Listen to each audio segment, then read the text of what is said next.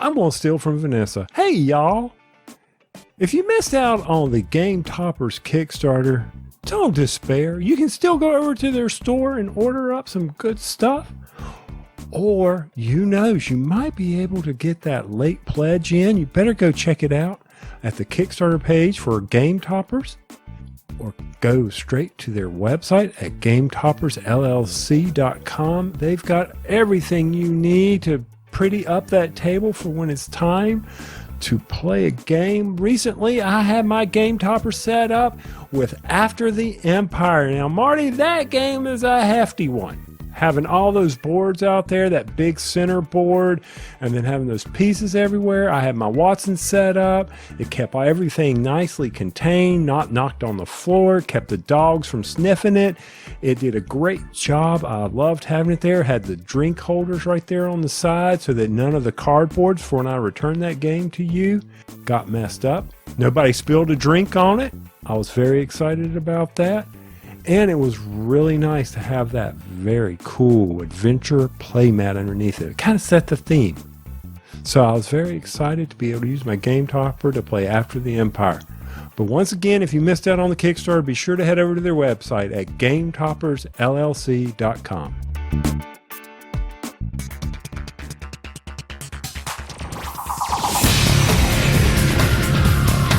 Hey y'all, it's time for Rolling Dice and Taking Names. In this episode, the guys review 300 Earth and Water and Egyptians, the latest expansion to Empires of the North. We also get the latest tabletop news, and you can find out how your favorite dad joke could win you a $25 gift card to Miniature Market.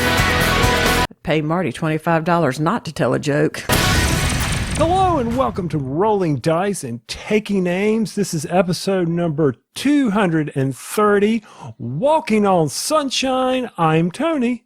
You caught me right as I took a bite of a Fiber One bar.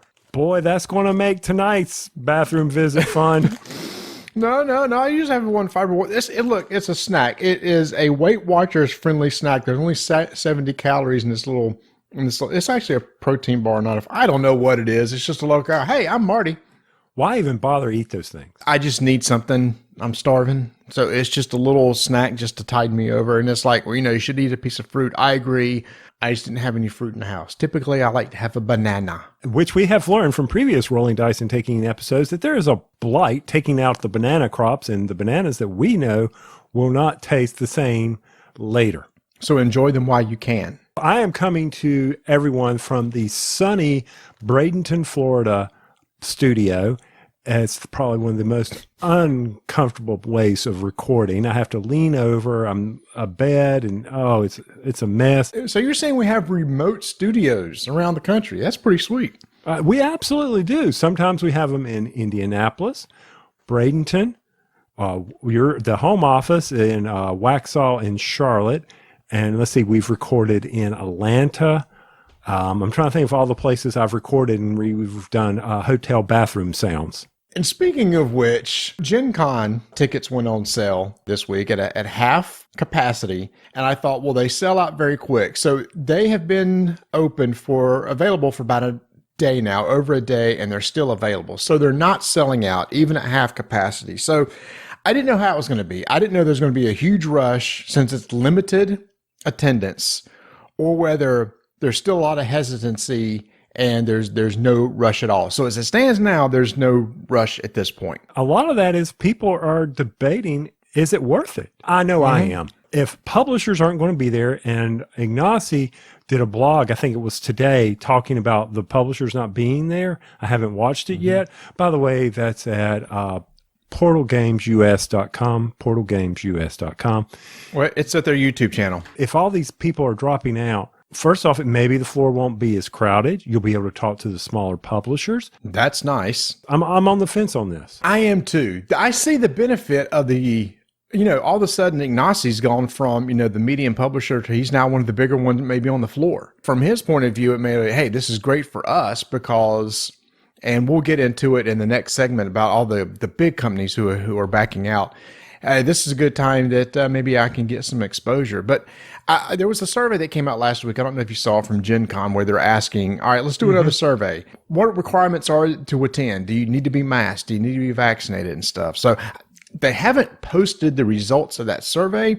So I'm wondering if they're thinking about, are they going to tweak the requirements? You know, now we're talking in September, October. At this point, CDC has now said if you're vaccinated, you do not need to mask at all. So will that come into play in their decision making? I don't know. And may be a while before they actually decide. But I think there's so many unknowns that, like you said, people are like, I don't know. Maybe I will, maybe I won't.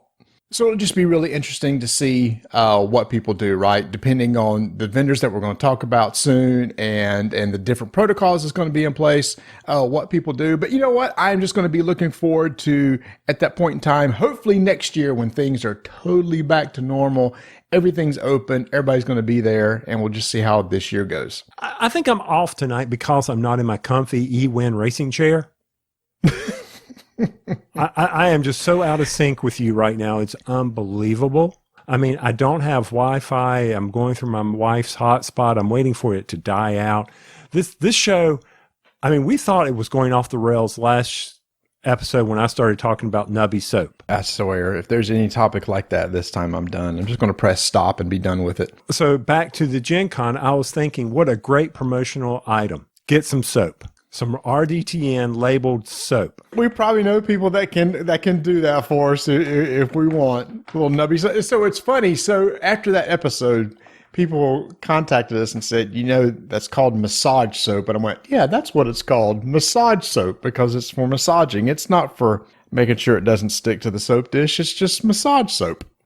And I said that in that episode, that's, you know, what it's supposed to be used for. But I was thinking about it would get rid of the con funk. I'm like, this is brilliant. Let's see how this works. But we also had a contest in the last episode. Mm-hmm. We got lots of entries. And now that this episode is released, the contest is closed. And we're going to be picking a winner from all those entries. And if you're listening, here are the answers to that episode. So what we did was each of the bumpers leading into the Vampire Masquerade theme reviews was from a Castlevania game.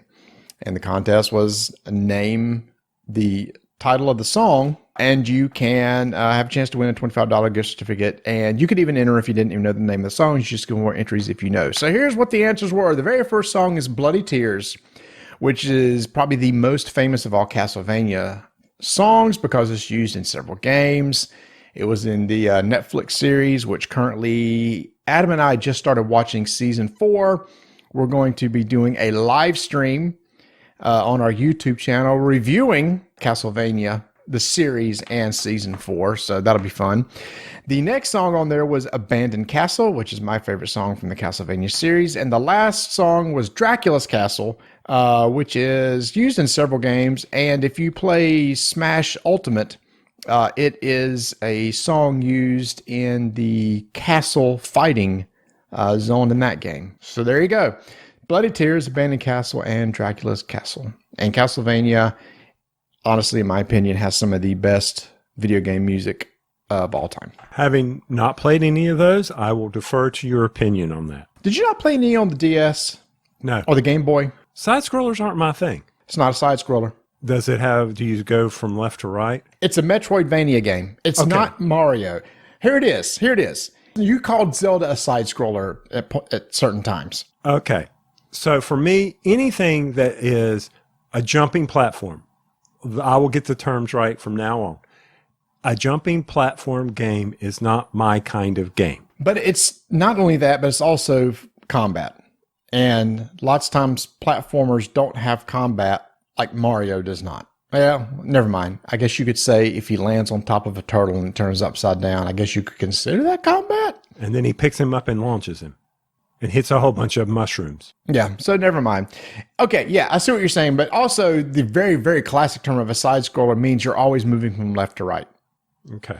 And Metroid and Castlevania introduced the concept of going back to where you've already been. A lot of Metroid Castlevania games are revisiting places that you've already been. Okay. All right. Very good then. Well, that's fine because I'm not going to go get them. I don't have anything to play them. So I'm not going to worry about this unless my DS, my 3D DS or whatever it is, will allow me to play them. Your 3 double DS? Yeah, my 3 double D, whatever the DS is that I have. Well, I don't have anymore. My daughter has because I shipped it to her because she wanted one. But I was actually advancing in my video console collection.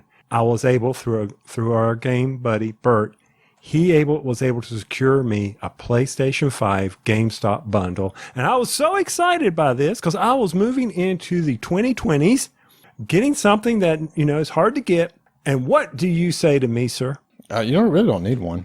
It's not. There's no. I mean, there's not that really great games right now. I would just kind of hold off until some really good exclusives come out. If I could have strangled you through Slack, I would have done it. I told you a long time ago you didn't need a PlayStation 5. That's not the first time I said that. No, but you've hyped it up. No, I haven't.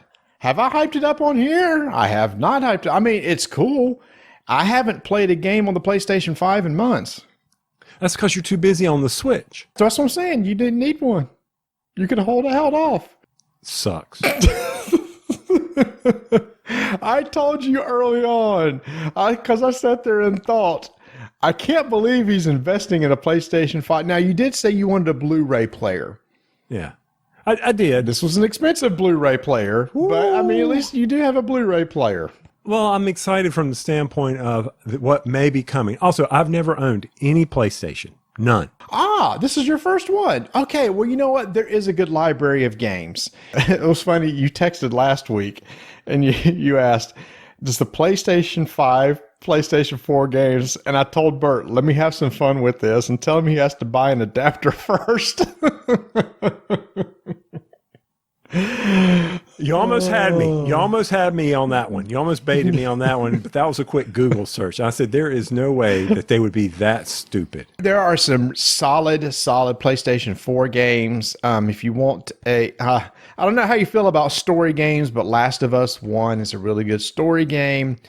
God of War was an excellent. Hey, man, there's a lot of games on the PlayStation 4 that you need to go back and look up that are really good. Oh, you've never experienced any PlayStation games. You've got the Uncharted series. You got a lot out there. Yeah, exactly. And that's why I'm kind of excited. I'm going into the PlayStation. I got away. I mean, the last big console I bought was the Xbox 360 aside from the Switch. Mm-hmm. So I've got a lot of gaming to catch up on, which means I can get rid of my board gaming. Yeah. I'm just saying, like, something's got to give here, man. My time is limited. Well, what, you play board games once a week? Right. Oh, wait a minute. Blue Bloods season finale is going on. So I'll be good. I got some time now. That's on a Friday night, though, right? Or is it moved nights? It's Friday night. It's Friday nights. So yeah, our gaming night's typically Thursday night. Absolutely. So when you did that, I was like, Marty, you're killing me here. You're absolutely killing me. But I was like, oh, I mean, you've already got me buying a PlayStation. See, you keep saying I got you buying. I ain't got you buying nothing. I was trying to help you find one. You wanted one. That sort of thing is a quest for me. It's like, ooh, can I help find that hard to find thing? I like doing that sort of thing. And then you got me back into comics. And I was like, you got to be kidding me. So, okay, I don't know why you keep laying this at my feet. Tony, would you mind going by the comic book store and picking me up this book because my local comic book store I used to go to is gone? Sure, Marty, I will. You got me buying comics. I don't know how we got from point A to point B. If you can't resist walking into a comic book store without buying something on your own, don't lay that at my feet. You know, I gave it up. I was cold turkey on this. I had given it up completely, and I had sold off all of them. And then all of a sudden, you know how, what's the term where you go do something because your friends say it? Jump off a cliff? Yeah, that kind of, I'm impressionable. You know, I'm very impressionable. Me. Oh, are you? I'm very impressionable. Wow. This is a side that I'm not used to. Y'all don't know what you're drinking down in Florida. There must be some funny water in Florida or something. It's got sulfur in it. So anyway, so look at this. I'm showing you something. Oh my gosh. So what He's holding up a copy. He's holding up a #1 issue of Berserker, which is basically the comic book I wanted Tony to go pick me up. The very first time I wanted to go pick me up something is from Keanu Reeves. It's a book that he's writing. And it just sounded like a very interesting story to me. I said, Tony, would you at least go get me issue 1? And then I'm going to wait for the graphic novel to come out. And I guess you found a copy of it and picked it up. Yeah, I was down here in Florida, and near where my in-laws live, there is a store. And it's, I'm not going to say the name of it because this leads into the next segment for me, is it said such and such as games and comics. Okay. Mm-hmm. Okay. So I walked in there and he had a rack of these. And I'm like, dude, I said, well, how much is this? Because, they're going for like $20, $25 up in Charlotte. Wow. And he was like, oh, it's the cover price. I said, okay. And you got all these variants, and he doesn't charge an extra $1 for variants. But my question is, you put on your sign over so-and-so's games and comics. Mm-hmm. And I felt like I got bait and switched. You had a sign that said games and comics. By your definition, if you have games in a store, what do you think is the lowest definition of a game that you should be allowed to put it on a sign? Lowest definition? Yeah. What should they have in there? If I told you, hey, Marty, go to Tony's Games and Comics, when you walk in, what do you expect to see? More than likely, I would say it would be tabletop games at this point. I could also potentially see video games, like used video games, but at least tabletop games. Okay. And it might have been even board games and comics. So so he's got that on there. I walk in there. He's got some boxes of Magic cards. Okay. A few Warhammer. Some Pokemon Battle. Okay. And then a rack of comics, and that's it. I mean, if he's into Magic, that's what he's considered. I mean, so it could be a Magic store. Maybe it's a Friday night Magic store. So I went in on Friday night thinking that very thing. Well, I mean, I don't think they're running Friday night Magic. I don't think Wizards. Okay. Oh my gosh, this is not $5. I don't know that that's been reestablished at this point because of the pandemic. Oh, okay. I know that their Wizards is cranking that up, but I don't know if every store is now running Friday night Magic events yet. Okay. Because, nobody was in there. They were busy watching YouTube videos, and they were also playing. There were 5 people. There were only 2 tables in there. They were playing D&D. Okay. But I was like, where are the board games? I'm looking around that's what I was expecting. And that was very snobbish of me. I shouldn't have been thinking like that. Well, I mean, I understand why you would, because as a gamer, you would think, okay, games probably means this, but I guess it was only a certain niche of games, CCGs, a few miniature games, and did they carry D&D since they were playing? They had the D&D. Yep, they had some D&D, and they had the big vampire D&D. Is there the vampire box? I think you got it at one time. Oh yeah, the Ravenloft. Yes. Curse of Strahd. Yep. So they had that, but of course I bought the comic, and because I thought, hey, well, we'll see how this goes, but also support the guy. And I was like, you can't ever tell a book by its cover. Except the book you just bought, which is issue #1 of Berserker. And I almost picked up annual Spider-Man, Amazing Spider-Man #1, which I don't understand how that works because I've seen Amazing Spider-Man annual #1. So they started renumbering it. I'm so confused. Did you actually see, speaking of comics, did you see in April that they released the top 20 graphic novels sold in April? This is ICV2. No. It was all manga. Not one Marvel or DC book was on that list. Hey, I'm not surprised the way that you're seeing it on Netflix and the shows you're talking about. I'm surprised. We're talking no DC or Marvel in the top 20. No Batman, no X-Men, no Spider-Man, all manga.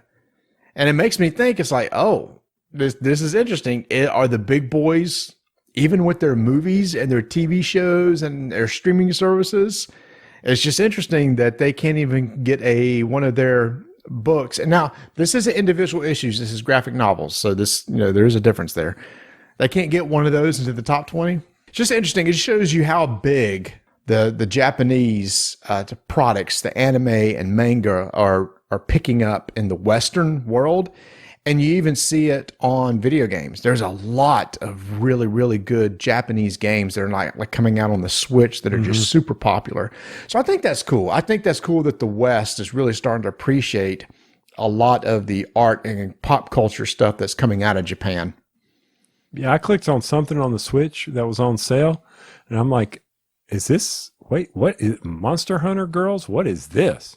Got to be careful. There's some there's some risque stuff coming out of there too. Coming out there now. Do you like JRPGs? Have you ever played a JRPG like a Fire Emblem? Yes, I've played Fire Emblem, and I've played. I consider Skies Over Arcadia. I think that was the name of the one I played. Okay. Do you like that style, the turn-based combat? I mean, which is kind of like Pokemon. Yeah, I don't mind it. I mean, you know, as long as it's a good story and it's not tedious. Pokemon gets tedious. No, it does. It does. That's cool. I'll do. The boys are really into JRPGs, and I'll have to find out some of the ones that they really enjoy. But no, I wouldn't mind maybe checking out. I mean, obviously you got your Final Fantasies and stuff like that. I've actually never played any of the Final Fantasies, but anyway. Kind of want to squirrel there for a second, but I just think it's interesting that with the state of the comics that it's manga that's kind of taking over here. And you were worried about this show being short, and look at that. I've already killed 20 minutes easily. Yeah, exactly. And before we jump out of this segment, we had mentioned a contest earlier. We're actually going to do another contest this episode because this episode is going to drop right before Father's Day. A common meme or a common thing that's been going on the past several years is basically dad jokes. Now, a dad joke is one of those eye-rolling type jokes that your parents or you may say and your kids go, "Oh, are you serious?" It's like, why don't crabs give to charity? Because they're shellfish.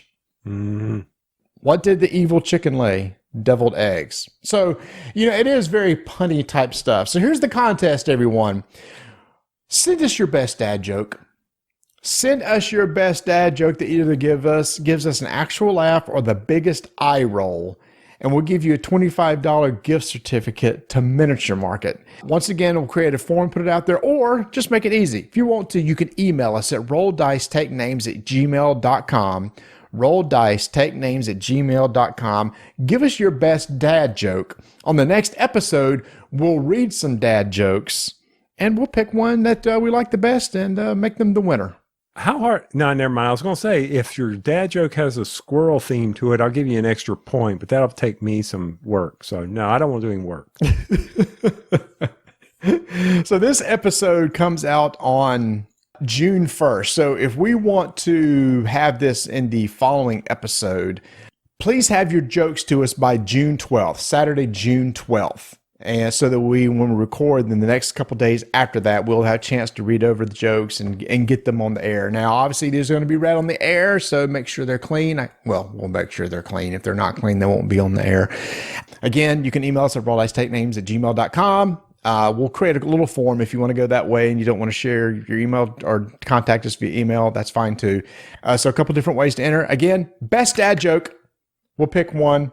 $25 gift card to Miniature Market, which you're probably going to want as we roll into virtual con season, as we're going to talk about it in the next segment, Tony. There's some companies out there coming out with some pretty cool games later on this summer.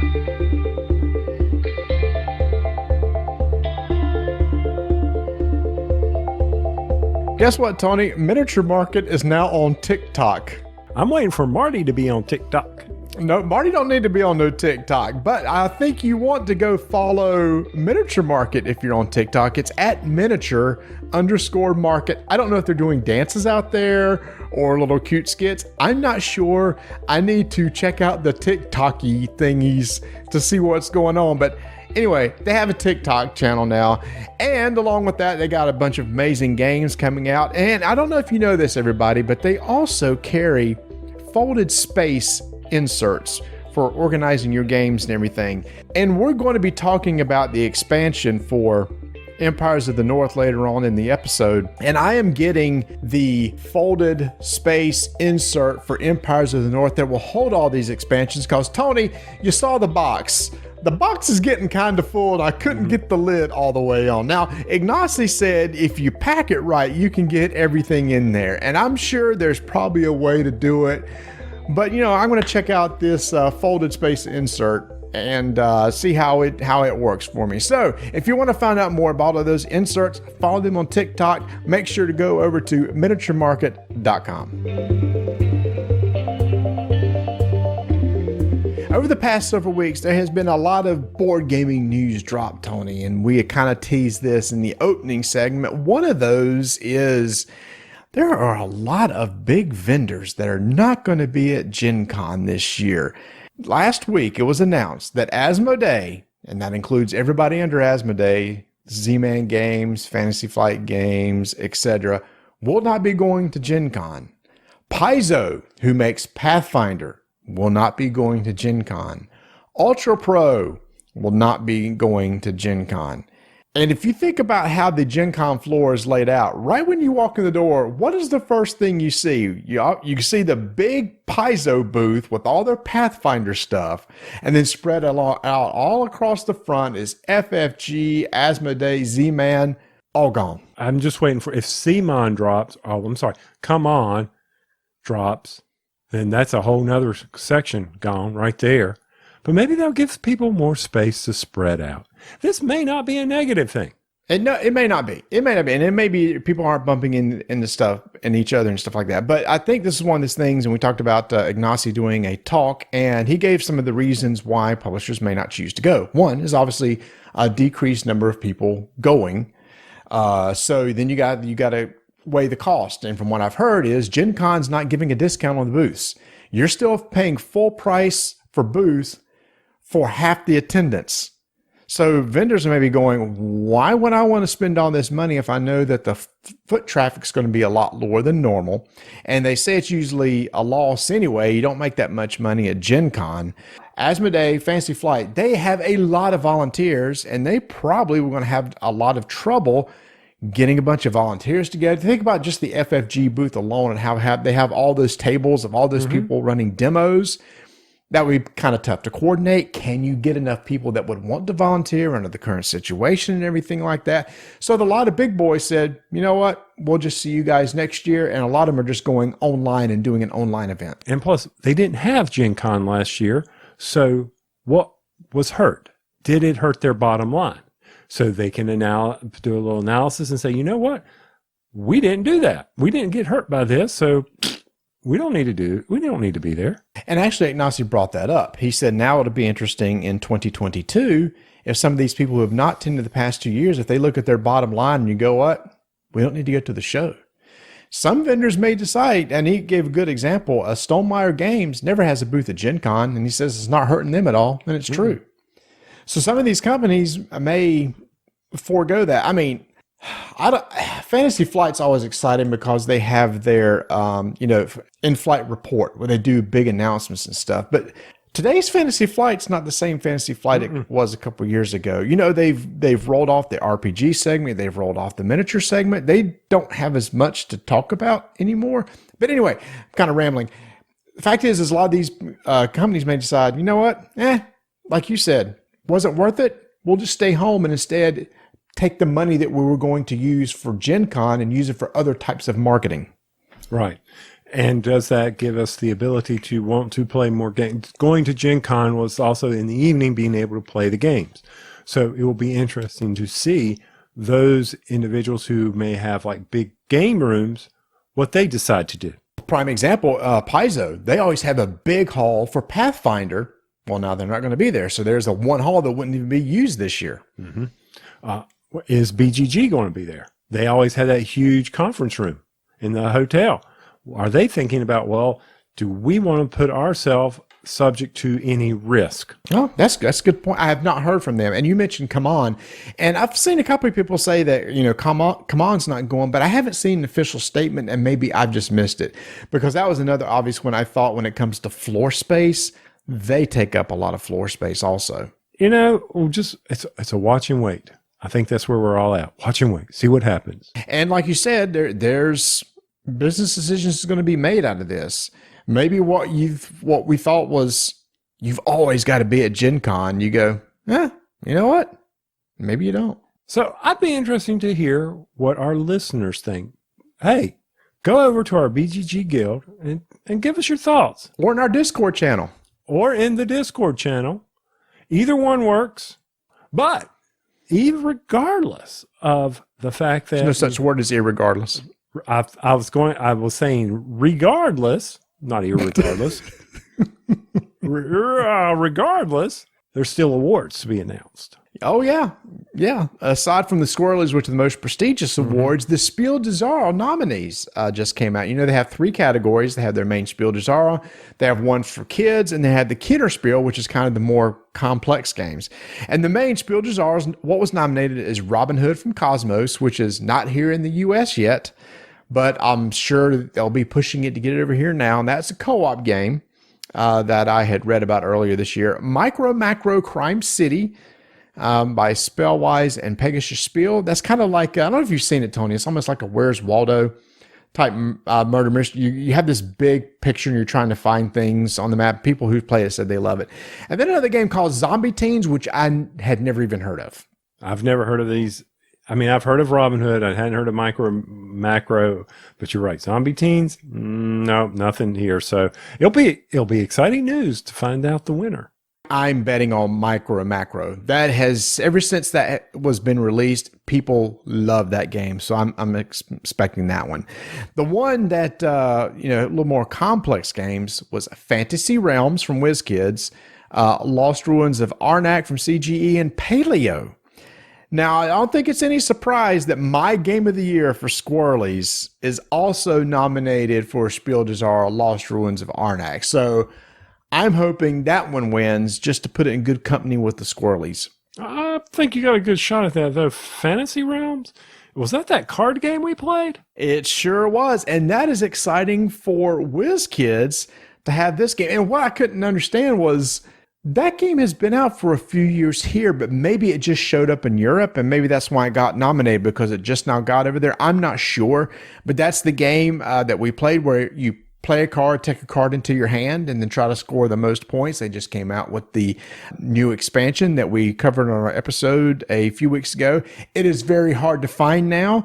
Fantasy Realms has been #1 on the BGG hotness for a while.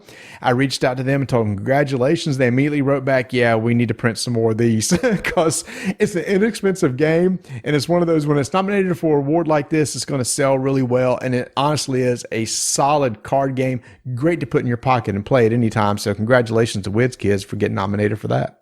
And Paleo is a cooperative game that it's by Hans and Glick, and it's a game about surviving in the Stone Age.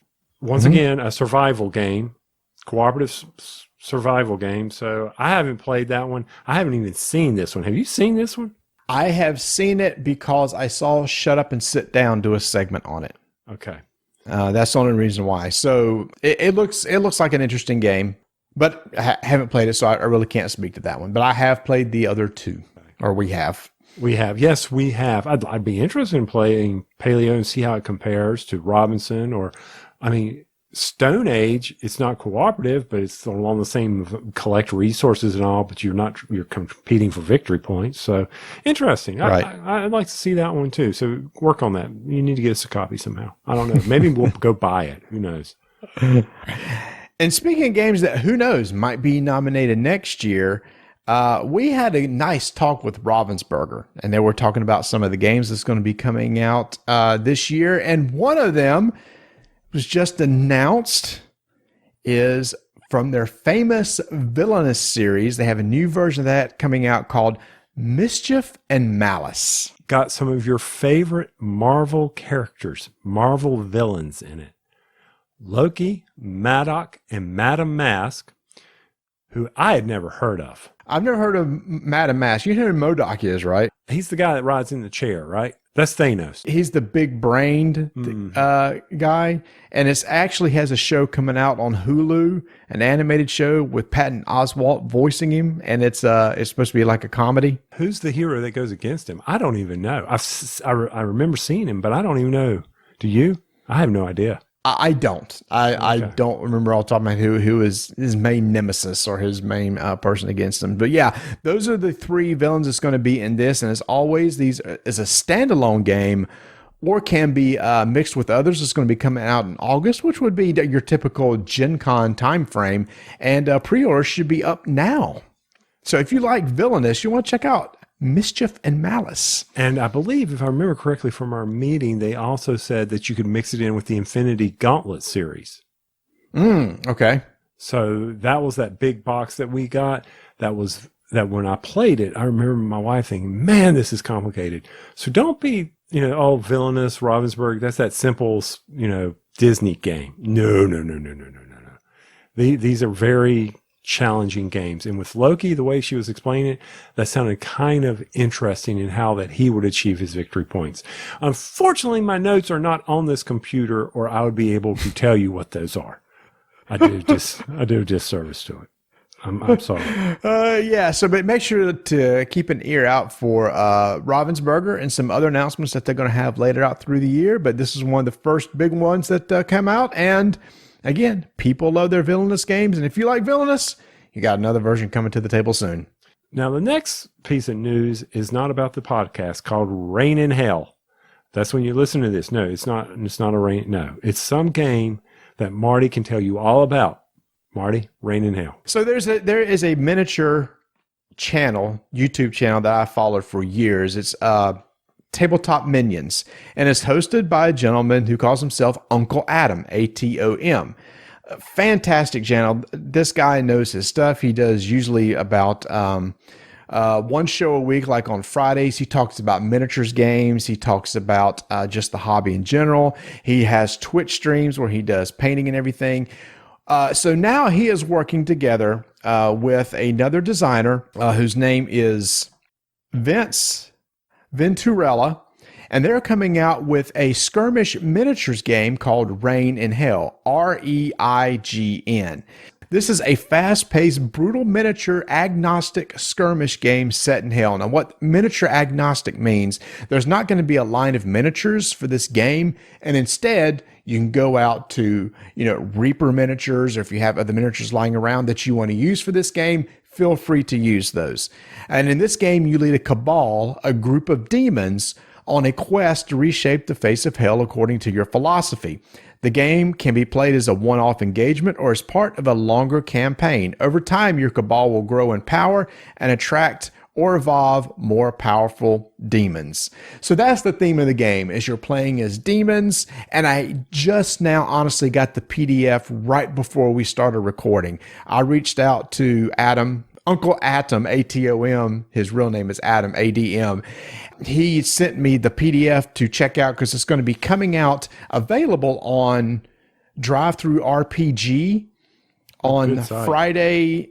Yeah, it's a fantastic site. By the time this episode drops, it will be available there for purchase. You can pay $10 for the 64-page PDF. That's why I have not had a chance to look through it, because there's a lot of rules in this game. It's very in-depth. It's a D6-based system. And then I think it was like 1d12, or either 1d12 or 1d10 for every demon that you have. But I haven't seen what those dice are used for. So anyway, $10 for the PDF. And $15 plus shipping for the print-on-demand book if you actually want a copy of it. They have a website, raininhellgame.com, fulfilled by Wargame Vault. But again, it will be available on Drive-Thru RPG. That's where I got it. So I just want to give a shout out to him because he does an amazing job on his channel. He's been around for years. He's well-known, well-respected in the community. And this guy really knows his miniature games, so I can't wait to read through the rules and see how this game plays. Plus, the theme sounds cool. I haven't seen anybody take on the idea as like you're playing as demons. Usually you're playing against demons, but here you are demons. So it looks kind of cool. That is pretty cool. This will be interesting. I can't wait for you to read it, and maybe someday we'll have an RPG night. Someday. Yeah, well, or a miniatures night or something like that. Yeah. And what I like is the skirmish game. I love it. It's only 7 to 10 miniatures. It plays on a small surface area, 22 by 30. So it's one of those that's kind of like Warcry, where you kind of get in and play 30 minutes to an hour long game and you're done. And I'm sorry, you did say miniatures, but when you said Drive-Thru RPG, my brain locked in on that. What can I say? Speaking of another Rain in Hell, this TCG Pokemon crap. I'm done with this. Boy, the stories just keep getting stranger, isn't it? And I know we keep talking about it, y'all, but it's always something new. So, Tony, you had sent me an article about Target. We had said that Target was pulling their products off the shelf, but that's not necessarily true.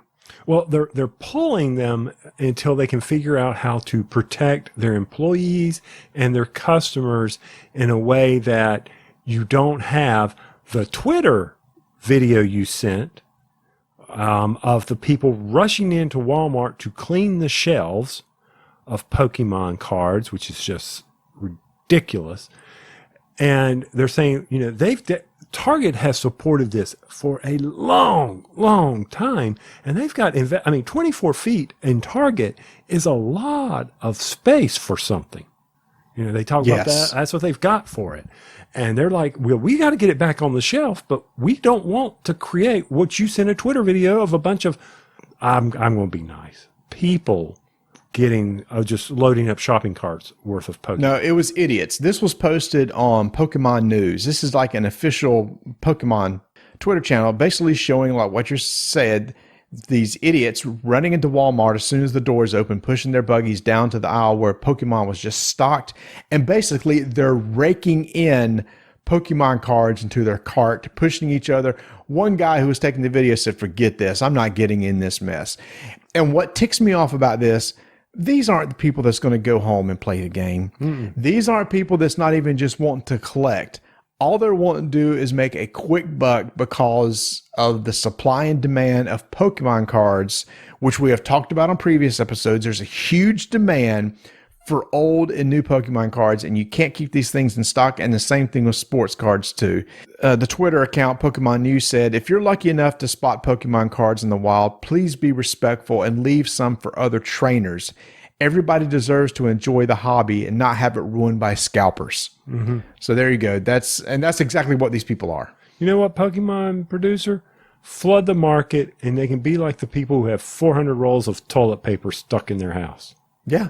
Make it worthless. But here's the thing, though, Tony. In the article that you sent, I believe that places like some of the publishers, I think Panini was one, and Topps, saying they're going to start jacking up the prices of the product. I understand that because their idea is if we jack up the price of the product, then the margins that the scalpers will make aren't that large and hopefully deter the demand. But then for the common kid or something that just wants to, I just want to collect my set of baseball cards. Now you're pricing them out. You took Economics 101 at North Carolina State. When demand drops, what happens to prices? Yeah, I understand that. But then, well, once somebody sets a price of something, does it ever go down?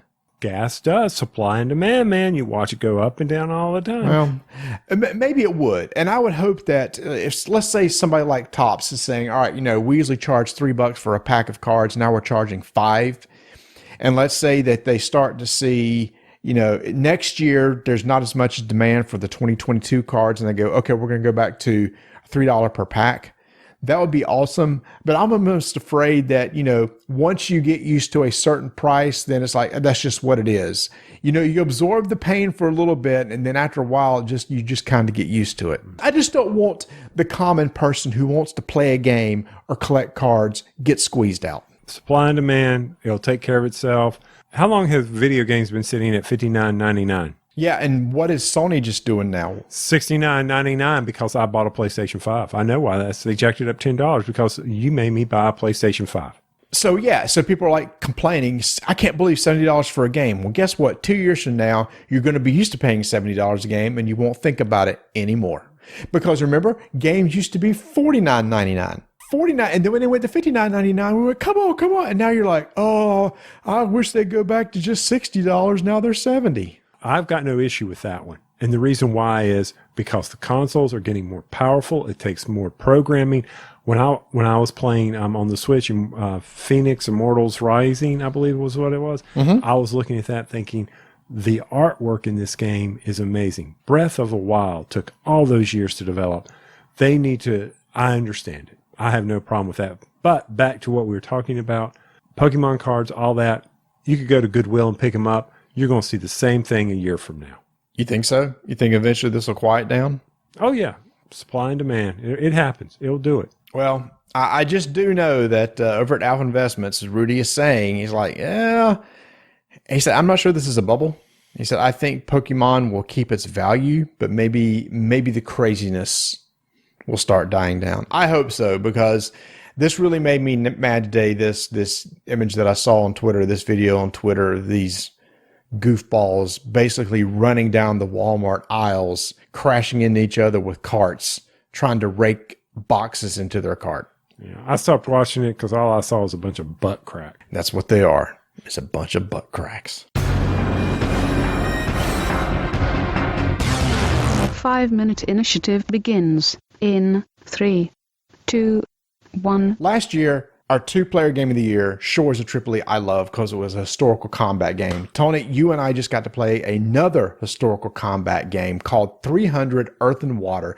This is being published by Nuts Publishing, but brought to the U.S. by Ares Publishing and designed by Yasushi Nakaguro, who I didn't know who this designer was, but I looked up. He does a lot of historical combat and battle games.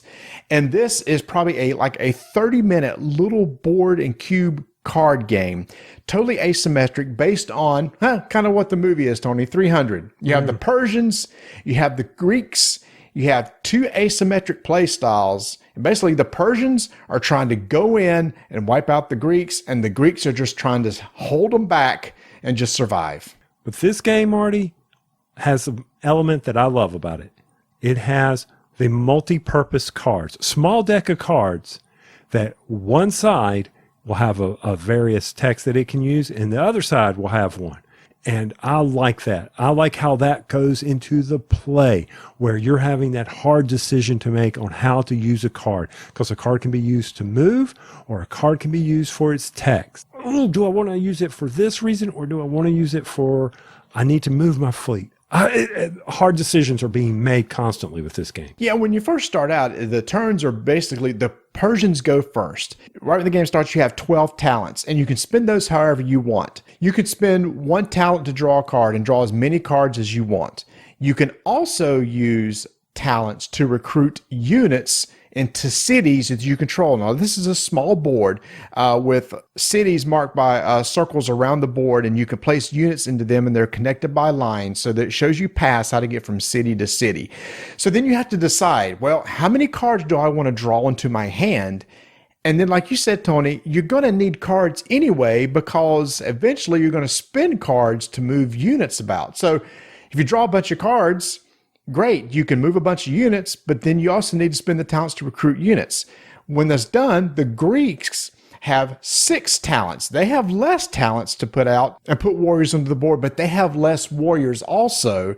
But they also have to use those talents to also draw cards into their hand. But they have the strategical advantage because they are defending their home turf with 300. That's where you may say, well, that seems kind of unfair. Not really. The Persians have got to get there so the Greeks can defend their home base. At first I was like, man, Marty, this isn't really fair. But as we were playing the game, I'm like, okay, I understand it. Yes, it's heavily favored to the Persians, as it should be. But you stand a chance, and that's where the dice rolling comes in for me. Well, it's heavily favored to the Persians because of the sheer number of cubes they have, where the Greeks have a lot less. But Tony, how is it balanced through the combat? Because when the Persians have to fight, they've got to score a certain roll number, but if the Greeks score, I think it was a 5 or a 6, they automatically win. So when you do combat, when you're in the same city, you're going to roll 1 die per cube that you have in the fight, up to 3 dice. When the Persians roll, a 5 or a 6 counts as a 4. So the highest they'll ever roll is a 4. The Greeks always roll whatever they show on the die. You roll 3 die, and you compare whoever has the highest value die wins. If you tie, you both lose a cube. And so the Greeks more often are going to win in a battle. And then you have a choice. The person who attacked can retreat. That's like, I'm done. I'm pulling out of here. And then the Greeks can likewise retreat in response. But they're going to win more of the die rolls. So they're tempted just to stay in there and fight.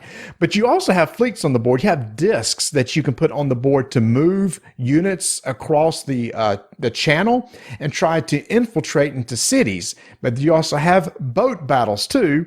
The same combat rules apply. Now, if you are fighting at home in Persia, 5s do count normally because you're in your home city. But outside of that, dice is weighted heavily against the Persians. And all that, Tony, balances out to what I think is an amazing game. Some of the cards the Persians play, immediately they may lose. There's one that just automatically kills a king.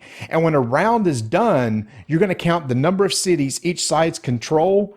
And then whatever the difference is, you're going to track that. So let's say after the first round, you have one more city than I do, you get a +1 on the board. And then the next round, let's say I have 2 more than what you do, then I get +2, which will shift it back towards me. Then after a certain number of rounds, whoever has the advantage wins the game. And that is totally it. 300, Tony. Man, this could be my 2-player game of the year. And what's so sweet is it's at Miniature Market for only $23. It's dirt cheap. Yeah, 2-player game, dice rolling, randomness, but you got that strong card play. You've got those strong strategic decisions that you have to make at the beginning on spending talents. So don't think of, it just comes down to the dice roll, because it doesn't. If you play your cards right, then you can have the upper hand as the round continues. I really enjoyed the game. Really did. And the cards are super powerful. The text can do super powerful things. But remember, the cards also have to be spent for movement too. So multi-use cards, fantastic. Again, this is 300 Earth and Water, brought to the U.S. By Eris Publishing, and it's made by Nuts Publishing. And it's available right now at Miniature Market for just $23, y'all. Y'all, it's worth $23. Get it. 5-minute initiative is complete.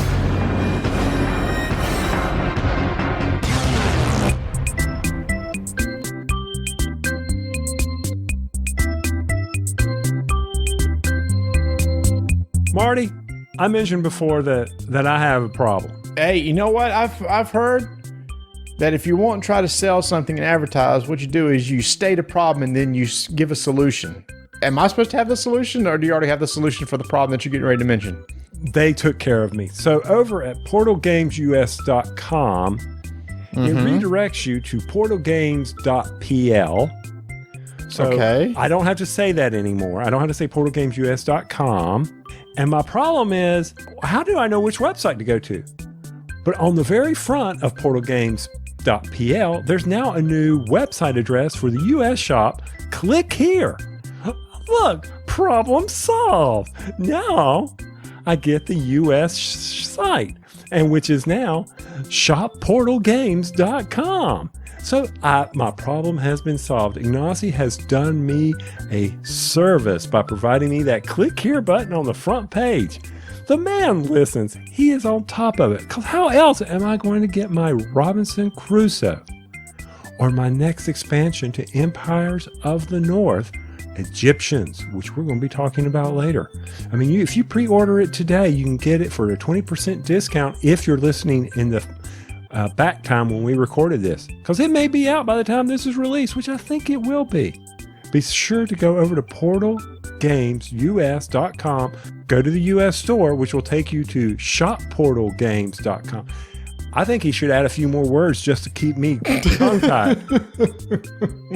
Holy cow. But I'm very excited. And then in an episode after this one, you will hear us talk about Vienna Connection. Very excited to get that played, Marty. Very excited.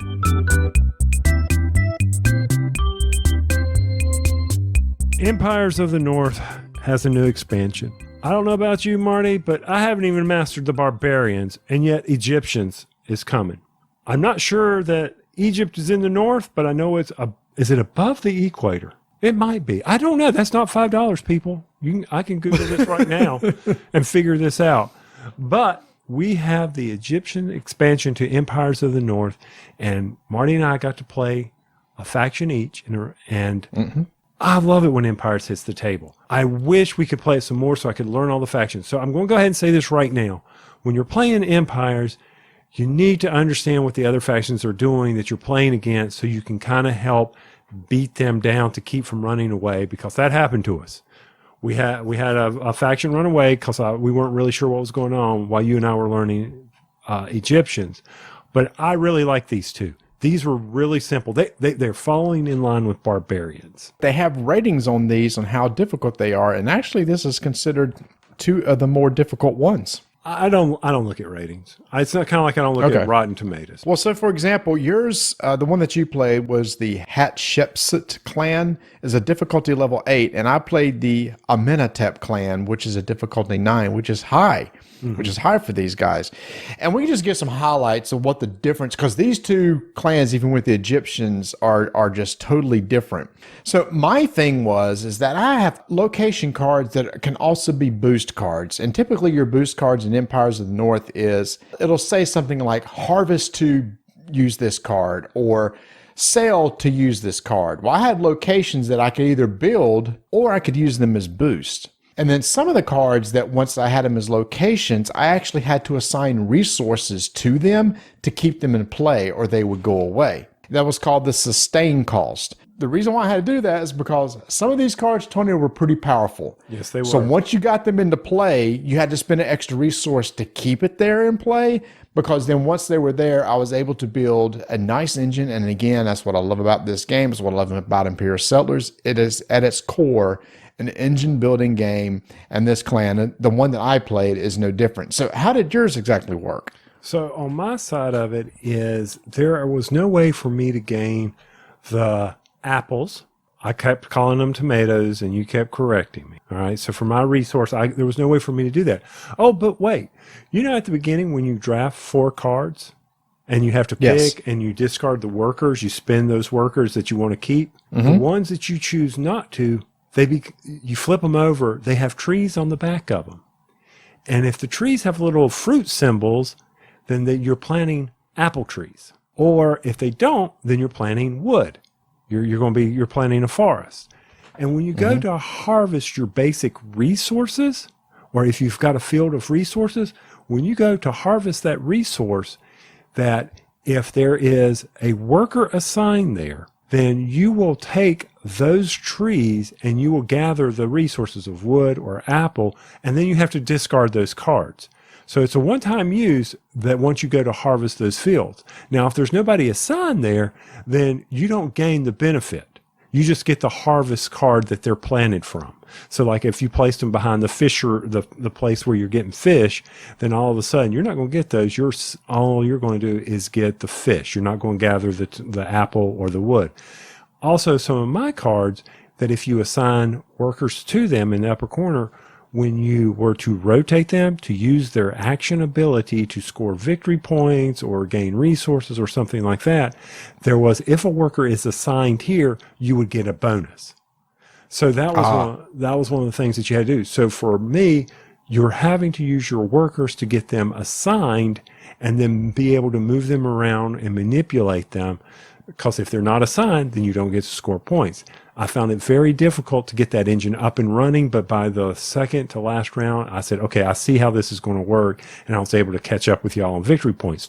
Nowhere did I win, but I think if I were to do this again, I would see, this is how that card needs to work. So once again, with Empires, it's seeing how the cards work in conjunctions, as it always is. Yeah, and once again, as you can probably tell, these two factions in this one expansion are extremely different in how they work. And it's at the point now, Tony, we have 4 expansions and the base game. And the base game has 6 factions. Each expansion has an additional 2. Here's math. 1, 2, 3, 4 expansions times 2 is 8 plus 6 is 14. So we have 14 factions, playable factions right now in Empires of the North. Egyptians is a great addition to this. Out of those 14, these 2 play totally different than the other 12. All the factions are just very unique in what they do. And again, the one that I played, hey, guess what? I'm going to try to get these powerful locations into play and try to keep them into place, or they also count as boost. And sometimes I didn't use them as location cards. Instead, I used them as boost cards, which also gave me advantages too.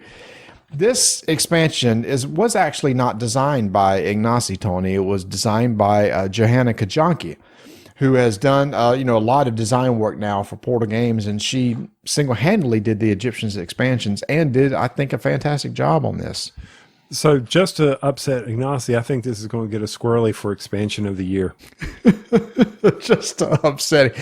Well, you know what? It's noteworthy. I think it is worthy of an expansion. What's so great about this is you're talking about at Miniature Market, this is only $18. This expansion, two decks, only $18. All of the expansions are $18. I will say, Tony, personally, I think now with the expansions of Egyptians, Barbarians, Romans, and Japanese at 14 factions, I'm very content with where Empires of the North is right now. I feel like I have more than enough expansions to explore and play with and learn.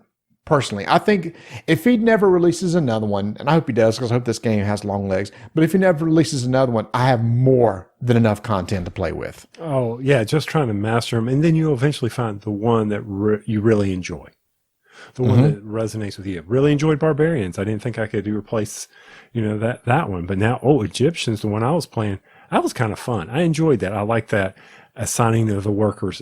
Once again, Empires of the North. This is not a solo game, but you're playing solo. You know what I mean, Marty? You're all into heroes.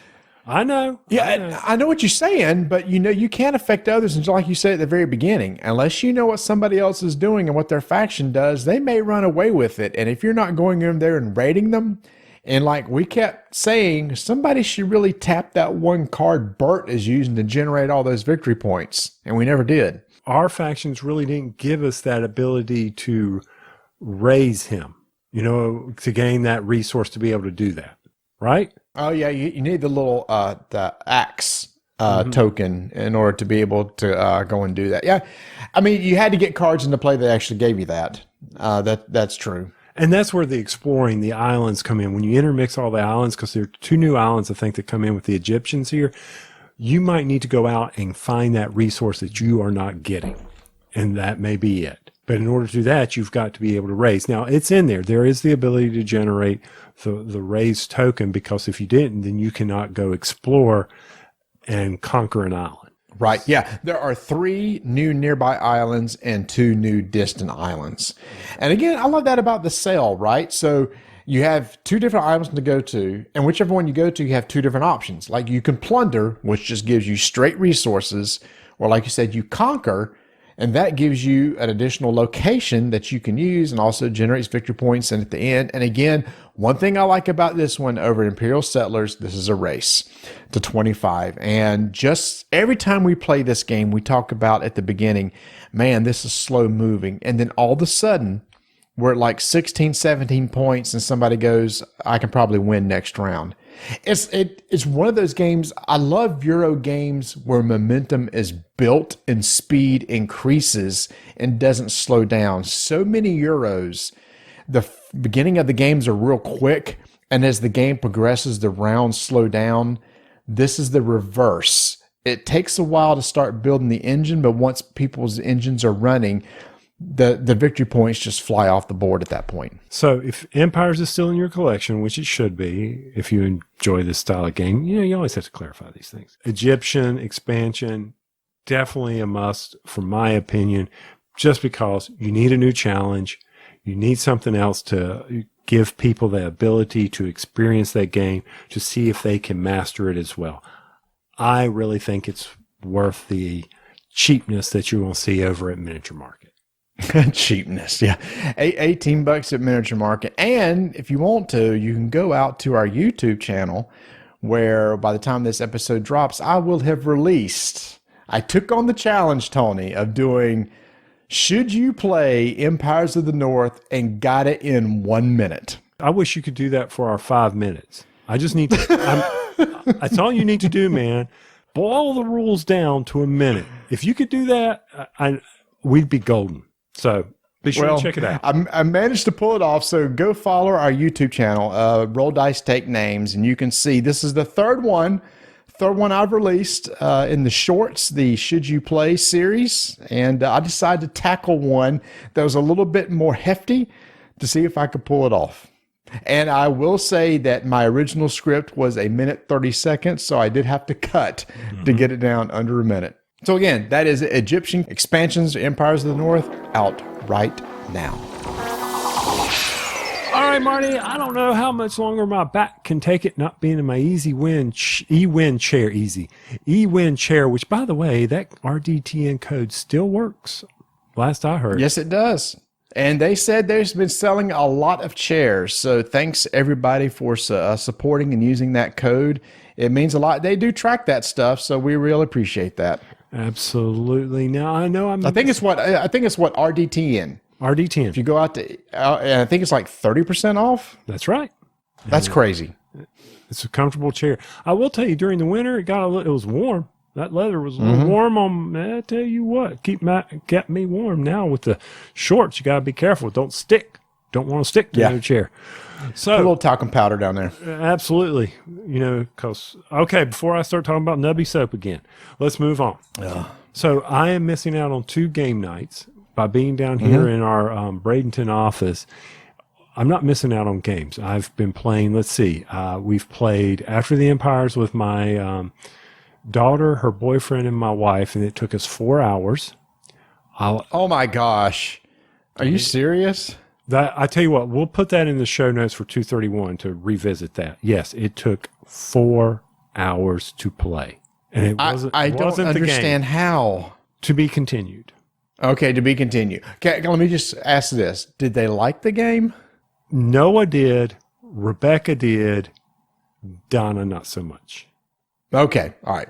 We'll talk about it next episode. We'll talk about it next episode. There's some fun stories there. But while I've been here, I have taught my mother-in-law a game that we've discussed in a previous episode. It was Stronghold Games Bravo, which is the re-release of Knock Mall. She has really enjoyed that roll and write. So I am playing games, and I mean, we've been playing cards, of course, 5 Crowns, Old Pshaw. And then I also brought down, of course, Bonanza to give that a try. And we played Ticket to Ride, and I won. I finally beat my daughter in Ticket to Ride. I was very excited about that. And then, and then on Wednesday, we got Wingspan coming out. So I am playing some games, but we've already talked about them. Excellent. Yeah. We played last week while you were gone. I did build a custom deck for Vampire Rivals. And tried it. I was the only one that tried a custom deck. It was it's a learning. I'm trying to make something crazy. It was basically no attack cards are in the deck at all. I'm trying to stay in the haven with my coterie and basically just trying to attach titles and win schemes and grab agenda points just as fast as I can. But that is a multiplayer deck. 100% it's a multiplayer deck, yes. And that's what's interesting about this. If I'm playing a 2-player game, it will be a totally different deck. And I think that's cool. That is cool. I'm trying to remember in Lord of the Rings, did we build decks for multiplayer, or you didn't really have to? You didn't have to. Your deck, your fellowship worked regardless because you always kept the same fellowship. Now, if you had a lot of high value Uruk-hai or goblins or Easterlings in your shadows portion of it in multiplayer, you would get hurt. Those cards would be dead because somebody may take tokens from you. Right. Okay. Yeah. So you may have to adjust your shadow. It's amazing that I remember this so well. That's just how much I love that game. Well, guess what? And don't forget. I know. My still plan at the end of this year, I'm looking at 2 still sealed starter decks from the very first release, and on our 20th anniversary of when this game comes out, I want you and I to get together, do a live stream of playing again for the first time in many, many, many years. Okay. And hopefully we'll do a better job than we did with War Chest and the rules. Which unfortunately is one of the most watched YouTube fiascos. I don't understand. I kind of just want to take it down because it was so bad. Like, nobody watched the other ones where we did get it right and did have no issues. It's the one that was just bad that everybody's watching. It's the number of views we got on that's just stupid for our channel. Yeah. And it's a train wreck. You cannot turn away from a train wreck. It's bad. It's worthy of all the down thumbs it's gotten. That's okay. Hey, sometimes, down thumbs don't hurt you. No, actually, they say that any kind of interaction, up or down, comments of any kind are always good. Speaking of comments, remember, come join our Discord channel because every time I mention that, usually right at the episode drops, we get a few new members coming in there and people are having a great time. Tony, I don't know if you saw this past week, TR Knight ran an RPG for 3 or 4 people in the channel, and they used our voice channel over on our Discord channel to run it. I dropped in to see how it was going. For some reason, I couldn't hear them. I could see them, but I couldn't hear them. So I may have had a technical issue on my side, but it looks like they were having a fantastic time. I'm glad, and I appreciate TR Knight doing that. Maybe next time we can get on there. Yep, and maybe we can do so. I've said I would love to play a Vampire the Masquerade RPG, a one-shot, and some people said they could do it for us. So if you're not part of our Discord channel and you would like to run a Vampire the Masquerade one-shot, please join. If you are on there, let me know. I just want to see how the system works. This universe is kind of interesting to me now. It's just one of those things. I just want to see how basically you play as a vampire and the moral ambiguities that you would have playing as that type of role. And I just want to see how the system in general works as far as test, combat, etc. I just want to be able to get on and use Discord. That's the big thing for me. I get on there once a week. I know I'm very bad about it. I get on my phone. I hate typing on my phone. I read everybody's comments. I need to start using the speaker button and just forget it. Don't even worry about autocorrecting it and just let it go and let people try to figure out what the heck I was trying to say. Well, and actually I'm looking over there right now. We're actually talking about Magic cards coming out with Secret Lair and their new themed versions of Magic cards, and they're coming out with Lord of the Rings and 40K. I will be tempted to buy some of the Lord of the Rings Magic cards. I will too. We'll see. I mean, I know how to play Magic, so yeah. I mean, as long as I don't. Oh, speaking of which, another thing that you and I are going to try, we got the starter decks, Monarch starter decks for Flesh and Blood. Not saying that's going to be a game that we're going to get into, but it's a very, very hot CCG. And since the thing that got us into this space is CCGs, this is a hot one, so it'd be interesting. You and I just sit down and play it. It's like, to me, I thought, oh, it's Magic, but everybody who has reviewed it and talks about it said, no. It's not Magic. In fact, I've seen articles that compare it to Netrunner.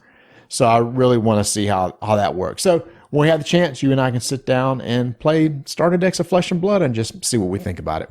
Once again, Marty hype. I understand. We're not going to play it. Oh, look, here, we're buying all this stuff. Look at you. No, I didn't say, nope. I didn't say anything about buying because this is another one of those hot products that can't stay on the shelf because of the supply and demand. But this is a small company that's had amazing success in the CCG space in the past couple of years that is unheard of when you got Magic out there crushing everybody. But this one looks like it's actually going to hang around. Hey, do this. Take your chances, head into Walmart early, and roll the dice. Only thing I'll be doing is taking the names of the idiots that are trying to take away Pokemon cards from the kids who want them. Thanks everyone for listening, and don't forget, we want your best dad jokes. Send us an email at rolldicetakenames@gmail.com or fill out our contest form. We'll read them on the next episode, and the one that we like the best gets a $25 gift certificate to Miniature Market. Also, Marty, down here in Bradenton, there was another one that had tattoos, games, and comics. I did not go into that store. You go in, you buy a comic, maybe trade some Magic cards, all while you're getting a tattoo. That's it, man. And you think only in Florida. There you go.